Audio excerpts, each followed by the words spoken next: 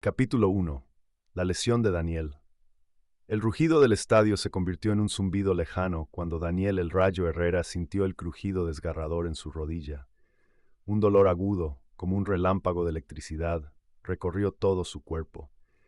El balón rodaba indiferente mientras él yacía en el césped, su sueño desmoronándose frente a miles de espectadores atónitos.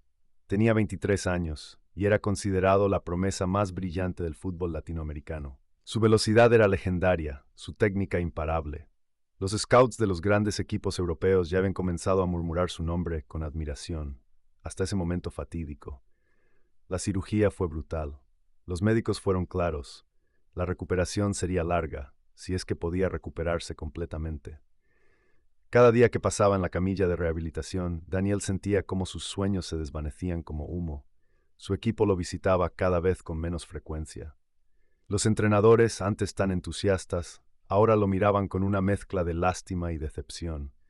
«Tienes suerte de que el contrato te cubra», le decía su representante Carlos, intentando sonar optimista. Pero Daniel conocía la verdad. En el mundo implacable del fútbol profesional, una lesión podía significar el fin de una carrera. Las noches se volvieron interminables. Daniel observaba vídeos de sus mejores jugadas, reproduciendo una y otra vez los momentos en que volaba por la cancha, esquivando defensas como si fueran estatuas. Ahora, sus piernas parecían dos trozos de madera inertes. La desesperación comenzó a consumirlo. Intentó todas las terapias convencionales: fisioterapia, rehabilitación intensiva, tratamientos experimentales. Nada funcionaba. Su rendimiento en las pruebas de recuperación estaba muy por debajo de lo que necesitaba para volver a las canchas profesionales. Fue entonces cuando escuchó el rumor. Un entrenador misterioso que trabajaba con atletas desahuciados, especialista en recuperaciones milagrosas. Nadie conocía su nombre real, solo lo llamaban el Restaurador. Los médicos lo consideraban un charlatán, pero para Daniel representaba su última esperanza. El lugar de encuentro era extraño, un gimnasio abandonado en las afueras de la ciudad, rodeado de un paisaje árido y desolado. Cuando Daniel llegó, un hombre de edad indeterminada lo esperaba, alto, delgado, con unos ojos que parecían guardar secretos de otras épocas. «Te he estado observando, Daniel», dijo el hombre sin presentarse. Su voz sonaba como si viniera de muy lejos, casi como un eco. «Sabes que tu carrera está en juego. Yo puedo ayudarte, pero el precio no será menor». Daniel no dudó. Estaba dispuesto a cualquier cosa para volver a sentir la adrenalina del fútbol, para recuperar su lugar en el campo que tanto amaba. No sabía en ese momento que su decisión marcaría el inicio de una pesadilla que cambiaría su vida para siempre. «Estoy listo», respondió, sin imaginar las consecuencias que esas simples palabras desencadenarían. El entrenador esbozó una sonrisa que no llegó a sus ojos. Una sonrisa que ocultaba un plan que venía gestándose desde hacía décadas, mucho antes de que Daniel naciera. La primera sesión de entrenamiento sería el punto de no retorno, el inicio de un camino donde el talento tendría un precio que Daniel jamás había imaginado pagar. Capítulo 2. El entrenador misterioso. El lugar donde Daniel se encontró con el entrenador estaba oculto entre las sombras de un antiguo gimnasio abandonado en las afueras de la ciudad. Las paredes de ladrillo agrietadas y los equipos de entrenamiento oxidados creaban una atmósfera que bordeaba lo siniestro. Un hombre de edad indeterminada, vestido completamente de negro, lo esperaba sentado en una silla desgastada, con una mirada que parecía atravesar el alma de Daniel. «Te estaba esperando, Daniel», dijo el hombre con una voz que sonaba entre metálica y susurrante. Su presencia era inquietante, como si no perteneciera completamente al mundo físico. Daniel, con su pierna aún marcada por las cicatrices de la cirugía, avanzó con cautela. La desesperación había sido su compañera durante meses, y ahora estaba dispuesto a aceptar cualquier oferta que le devolviera su sueño futbolístico. «Dicen que usted puede curar lo que los médicos no pueden», respondió Daniel, intentando mantener la compostura. El entrenador esbozó una sonrisa enigmática. «No se trata de curar, Daniel, se trata de restaurar, de devolver lo que una vez fue tuyo», explicó mientras sacaba de una vieja maleta de cuero varios elementos extraños: frascos con líquidos de colores indefinidos, fotografías antiguas de futbolistas y algunos objetos que parecían talismanes. Le explicó a Daniel que el tratamiento sería intenso, tanto física como mentalmente. Rituales de entrenamiento que iban más allá de lo convencional, técnicas que combinaban ejercicios físicos con prácticas que rozaban lo sobrenatural. Cada movimiento, cada respiración, cada pensamiento debería estar enfocado en recuperar su talento perdido. Todo tiene un precio, advirtió el entrenador mientras Daniel firmaba un extraño documento escrito en un papel que parecía más viejo que el propio edificio. Este tratamiento no solo restaurará tu rodilla, te convertirá en algo más que un simple futbolista. Las primeras sesiones fueron brutales, entrenamientos que desafiaban la lógica médica, donde Daniel sentía que cada músculo era sometido a una transformación casi mágica. El entrenador realizaba rituales extraños entre los ejercicios, dibujaba símbolos en el suelo, murmuraba palabras en un idioma desconocido, y a veces parecía desaparecer y reaparecer en diferentes lugares del gimnasio. La energía que Daniel sentía crecer en su interior era diferente. No era solo recuperación muscular, era algo más profundo, más oscuro. Sus movimientos se volvían más precisos, su velocidad aumentaba de manera inexplicable y su dolor comenzaba a desvanecerse como si nunca hubiera existido. Recuerda, le decía el entrenador mientras lo observaba hacer ejercicios imposibles, tu talento tiene un precio. Cada don extraordinario requiere un sacrificio equivalente. Daniel no comprendía completamente el significado de esas palabras, pero su deseo de volver a las canchas era más fuerte que cualquier duda. Cada día sentía que se alejaba más de su yo anterior y se acercaba a algo que no terminaba de reconocer. Lo que Daniel no sabía era que cada paso que daba en ese tratamiento lo acercaba a un destino que cambiaría su vida para siempre. El entrenador no era solo un preparador físico, era el instrumento de una venganza largamente esperada, y Daniel sería su herramienta perfecta. Al finalizar la primera semana de entrenamiento, Daniel se miró al espejo y no reconoció completamente al hombre que lo observaba. Sus ojos habían cambiado, su cuerpo irradiaba una energía diferente, y una sombra indefinible había comenzado a seguirlo. El precio de su recuperación apenas comenzaba a revelarse, y el camino que había elegado estaba a punto de mostrarle su verdadera naturaleza. Capítulo 3. El regreso a las canchas.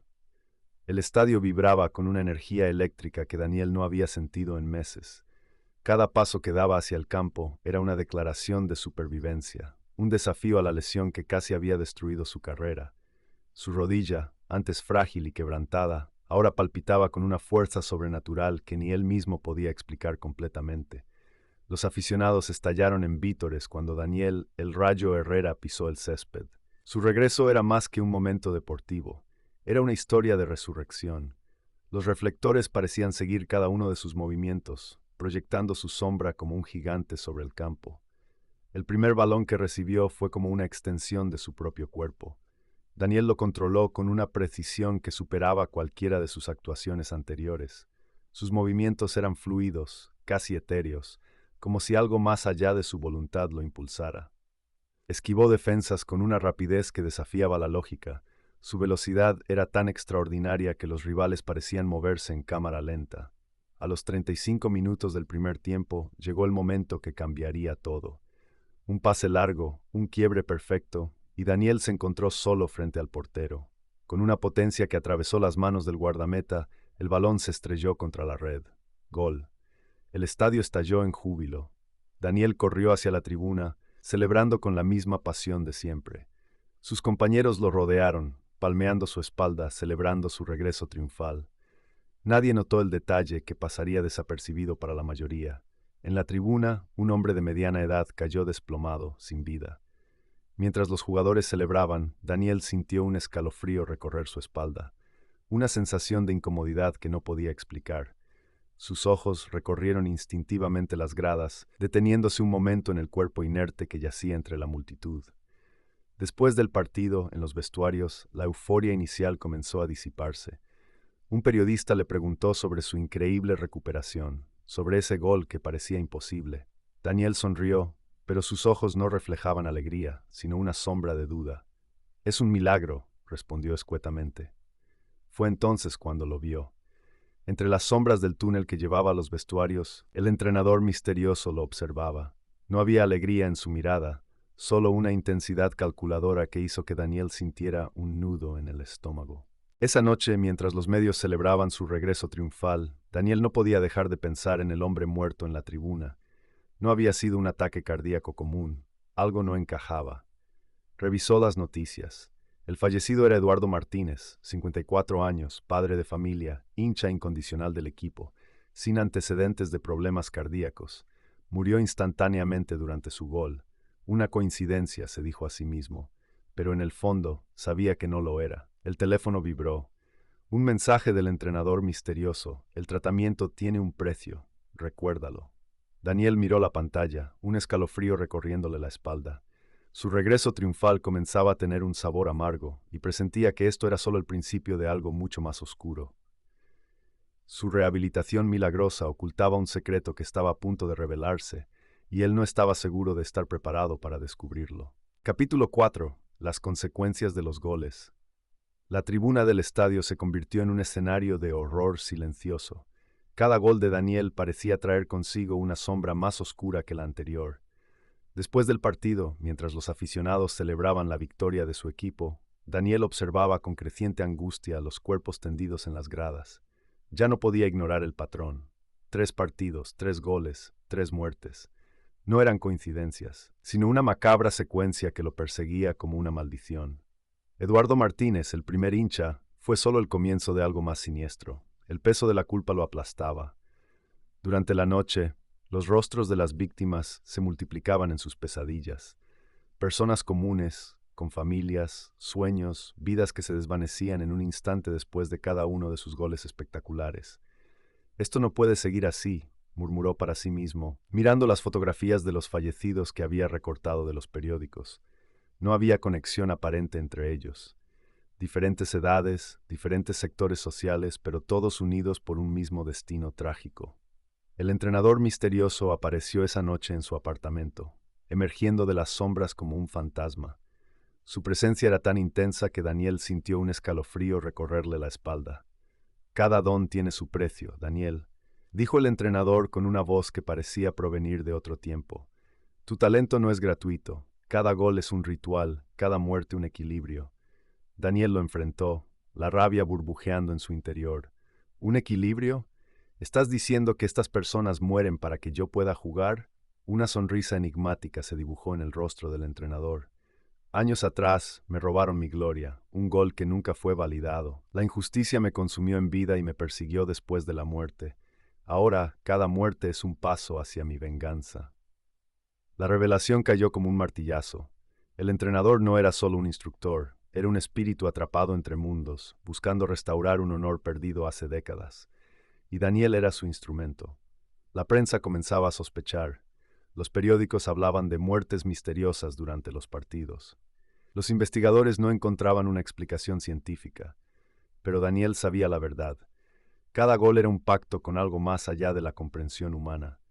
Cada tanto que tocaba, cada jugada magistral, venía acompañada del silencio de una vida extinguida. Su talento se alimentaba del dolor ajeno. No puedo seguir así, pensó. Pero la tentación del éxito, de ser nuevamente el Rayo, era más fuerte que su conciencia. El fútbol había sido su vida, su sueño. Estaba dispuesto a renunciar a todo por un puñado de vidas desconocidas. La línea entre el bien y el mal se difuminaba con cada partido. Daniel se encontraba en una encrucijada moral donde su ambición competía con su humanidad. El entrenador lo observaba, como si pudiera leer cada pensamiento, cada duda. Recuerda, le dijo antes de desvanecerse, tú elegiste este camino. En la penumbra de su habitación, Daniel comprendió que su decisión no sería fácil. Seguir jugando significaba más muertes. Renunciar significaba perder todo por lo que había luchado. La próxima vez que saliera al campo, sabía que cada paso sería un paso más en este juego macabro, donde el precio del éxito se medía en vidas humanas. La noche lo envolvía, y con ella el terrible secreto que lo consumía desde dentro. Capítulo 5. La investigación de Daniel. La luz de la lámpara proyectaba sombras irregulares sobre los documentos esparcidos en la mesa. Daniel pasaba sus dedos nerviosamente sobre recortes de periódicos, fotografías antiguas y notas manuscritas, buscando alguna pista que pudiera explicar el misterio que lo rodeaba. Desde que descubrió que las muertes en el estadio no eran coincidencia, su vida se había convertido en una obsesión por desentrañar la verdad. Cada muerte de un espectador después de sus goles era como una pieza de un rompecabezas macabro que lo consumía. Las investigaciones lo habían llevado a un archivo polvoriento de un periódico deportivo de hace décadas. Una fotografía antigua llamó su atención. Un futbolista con una mirada intensa, vestido con un uniforme desgastado. El titular, apenas legible, mencionaba un partido controversial donde un gol había sido anulado de manera polémica. Eduardo Ramírez, murmuró Daniel, reconociendo al hombre de la foto. Era el mismo espíritu que lo había entrenado, el mismo que le había prometido recuperar su talento a cambio de un precio que solo ahora comenzaba a comprender. Investigaciones posteriores revelaron una historia trágica. Eduardo Ramírez, considerado uno de los mejores delanteros de su época, había muerto en circunstancias misteriosas después de que un gol decisivo fuera injustamente anulado en un partido crucial. Su muerte había quedado en el olvido, pero su espíritu, según parecía, no había encontrado descanso. El ritual que el entrenador había realizado no era simplemente un tratamiento de recuperación, sino un complejo conjuro que unía el destino de Daniel con el espíritu vengativo de Ramírez. Cada gol que anotaba era un paso más en un plan de venganza que se gestaba desde hacía décadas. Los símbolos que había encontrado en los documentos del entrenador confirmaban sus sospechas. No eran simples marcas, sino parte de un antiguo ritual de transmisión de energía y poder. Daniel comprendió que su cuerpo se había convertido en un instrumento de venganza, un canal a través del cual Ramírez buscaba equilibrar una deuda que consideraba pendiente. Sin embargo, cada descubrimiento lo hundía más en un mundo de oscuridad. Los rituales que había estudiado sugerían que romper el hechizo no sería sencillo. Requeriría un sacrificio personal, algo que Daniel aún no estaba seguro de estar dispuesto a hacer. Una llamada interrumpió sus pensamientos. Era su amigo Carlos, periodista deportivo, quien le había estado ayudando en la investigación. Daniel, tengo más información, dijo Carlos con un tono tenso. He estado investigando el historial de Ramírez. Parece que no solo fue un futbolista, sino que venía de una familia con antiguos conocimientos de rituales y magia oscura. La revelación confirmó lo que Daniel ya sospechaba.